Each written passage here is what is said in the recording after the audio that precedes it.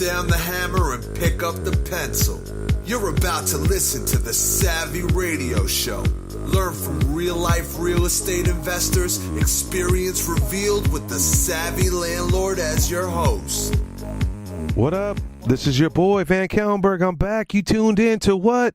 The Savvy Radio Show. Yes, 4 days in a row. I'm on fire. I don't know why, but I'm on fire. Maybe I'm getting all these episodes out there. I should spare them out, but no, I'm bringing the heat. 2018, still got 6 months left. I'm going to crush it for you. Anyway, I'm on day 4. Today is Thursday, and I'm still purging. I'm still moving up to a new office. Not moving up, but moving out of my office, which was in the basement. Now I'm moving up to a smaller office. So I'm purging. Came across this thing. I talked about this on Monday. Secrets of Success Workshop. It was a presenter by Leon M. Segears, Segears. Basically, what I'm reading from, or where I'm getting this gist from, is from about 15 pages stapled from a seminar somebody else went to. This little piece of papers, these few little pieces of papers, were embedded into a course I bought, probably on eBay or somewhere, and I found them and I was flipping through them. I'm like, dang, there's some information in here that the world, I only got a few friends, but the world needs to know. Maybe when I die and, someone goes back to the Savvy Radio Show, because the cool thing about the radio show, it's on the internet, unless I stop paying for it, but still, hopefully somebody has it on a computer. Hopefully this inspires you today. And here's the deal. This is this is a great episode. It's called How to Get Along with People. How to get along. Little dog. How to get along with people. Now, I talked about earlier on Monday, one of phenomenal books, How to Win Friends and Influence People. My kids came in and bum rushed that. That was a couple episodes back. You got to get along with people. You can't build this business, whatever business, and the real estate business, if you're in the real estate, it is a people-centric, motivated, involved. When I was down in Houston and there was a seminar, and the guy said from stage, when you're buying a multi-family, there's 30 people involved. Wow, I had to stop and think about it. 30 people involved, like title company, banks, EPA, inspections. Wow, I don't remember them off the top of my head, but man, 30 people through that transaction that you're talking to. Wow, you're constantly dealing with people. And if you don't like people, this is probably not the game you want to be in. You want to be passive. If you want to be a passive investor, you might want to talk to your boy VC, because I'll take it and move it to the next level. Anyway, how do you get along with people? Number one, this is old school, ladies and gentlemen, boys and girls. So I just want to be clear. This is not new school information. And it's not some new school. It's written uniquely. How to get along with people. Number one, keep skid chins on your tongue and always say less than you think. How you say it often counts more than what you say. How you say it. Man, I'm telling you, my wife is on me. Like, what I'm saying may be true to my children, but my body language, my tone, maybe aggressive, maybe condescending. Yeah, we're going to have to pause right there. It's not what you're saying, it's how you're saying it. And I learned a long time ago when I was a youngin', this church I went to, I just didn't even know Jesus had started rolling in this church. And this pastor never talked. Like, he was always awkward. I'm a talker, obviously. And my youth minister told me, she's like, yo, he only speaks from the heart. And I was like, man, that really hit me hard. Maybe a lot of things that come out of my mouth are just trash. Are they powerful? Are you speaking from your heart? And how are you saying it? All right. I know I'm getting deep on you. I have to take a deep breath. Number two, make promises sparingly and keep them faithfully, no matter what it costs you. Ooh. Take responsibility. Own your words. They don't return void. Number 3, never let an opportunity pass to say a kind and encouraging thing to or about somebody. Praise good work done, regardless of who did it. If criticism is needed, criticize, hopefully not spitefully. Man, first of all, I think you should always compliment someone, even if they didn't do it. You should always say, you look good. Now, I mean, not in a flattering way, like, who painted this? I do this every time I walk into a job site. Yo, who tiled this floor? And it's just the way you say it. And it's, never take up an opportunity to praise. I'm telling you, encouraging, it works. People, especially laborers and workers, nobody gives them love. They just pay them and they do their deal. I'm telling you, people want to work for me and stay with me because I encourage them, I praise them for good work done.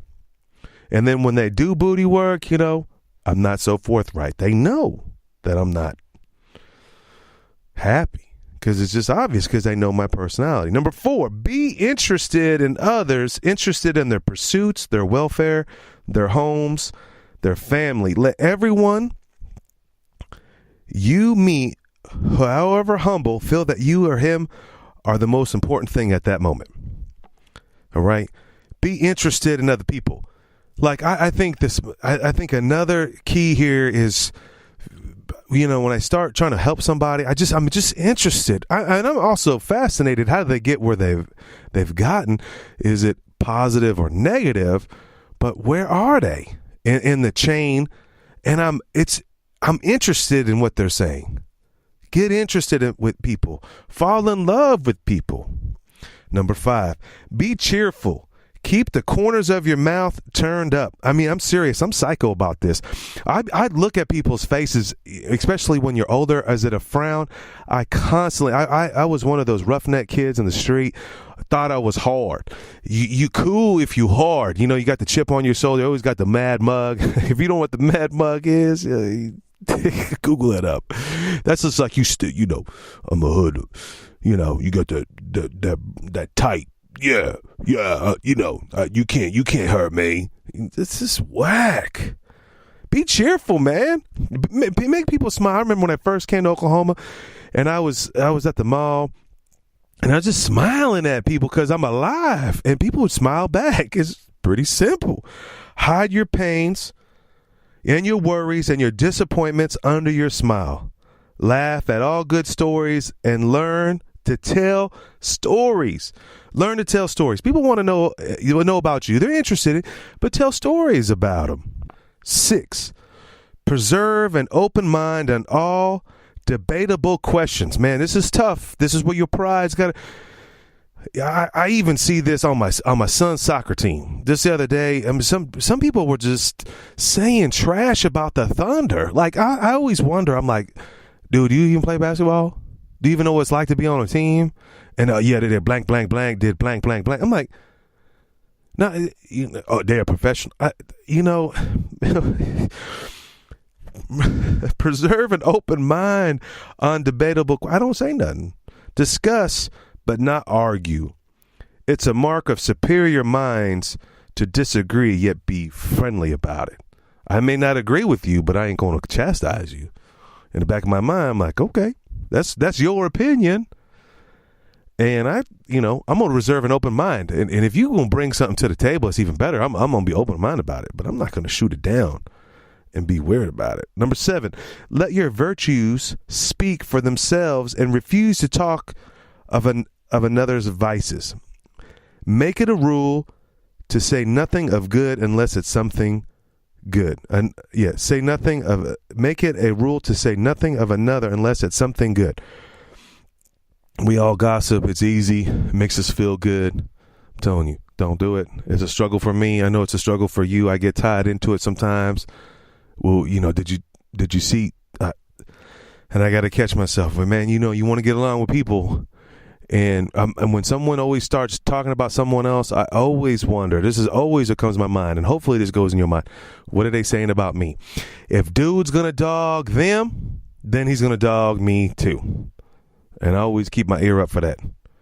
And you too should too.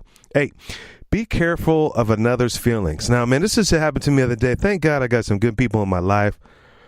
I was at the investor weekend, and I do this, and I don't mean to, but I saw this dude, and I've seen this dude, and I just came up on him. I'm like, dude, why aren't you in houses? And my friend the next day pulled me to the side and said, hey, man, you were a little rough on that dude.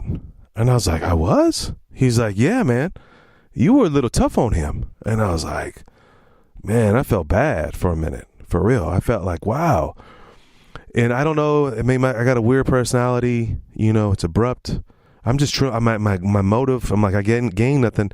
I really was trying to snap that dude, Anthony Robbins, snap that dude out of this bad behavior and get him out of the Mick and Mire and say, dude, you could do this. The cool thing was my homie pulled me to the side and said, yo, you were a little tough on that dude. I said, okay. So as soon as I see that dude on Saturday morning, I ran up on, hey, man, I'm sorry. I didn't mean to come down on you. He's like, no, big deal, man. I needed to hear it. I was like, two things out of this. One, I had a homie who had balls to say, yo, you were too tough. And number two, it just encouraged that man. Amen. And I could apologize and I became a better person. I don't even know if that impacted that dude. But be careful of another's feelings. Wit and humor at the other fellow's expense are rarely worth the effort. Okay. Or me, and I'm speaking to myself, coming down on people because they're not invested. Maybe they have an insecurity, VanCauwenbergh. Maybe they slow. Give them some patience. Okay? I'm going to give you some patience, but don't keep coming around unless you do it. All right? Sometimes you got to pull the trigger. You got to jump on that deal. Number 9. Ooh, I like this one. Now, this is tough for the outgoing folks, but pay no attention. Number 9, pay no attention to ill-natured remarks about you. Oh, man. Simply live and nobody will believe them. Disordered nerves and bad digestion are a common case of backbiting. Pay no attention to ill-natured remarks about you. I got to put that on Facebook. But there's this incredible book. I told you earlier, what the subject here is how to get along with people. Of course, Dale Carnegie had an awesome book called How to Win Friends and Influence People. But another book that was just off the chain is Stop Worrying. It Could Save Your Life. And that's by Dale Carnegie. It's an amazing book because it has scientific proof that if you worry, it could hurt your digestive system. He says, simply live like nobody will believe. Disordered nerves and a bad digestion are a common cause of bad digestion, a common cause of backbiting. I'm telling you, it's not worth it. Number 10, don't be too anxious about your dues. Do your work. Be patient. Keep your disposition sweet. Forget self, and you will be rewarded. Basically, bow down and serve people, and you will be rewarded. Anyway, hopefully this helped you. How to get along with people? Man, you can do it. If you learned something today, let your boy know. Savvy Radio Show. Thanks for listening to the Savvy Radio Show. Glide online and listen to our other motivating episodes at SavvyRadioShow.com. Connect on Twitter at LandlordBook and always be buying assets.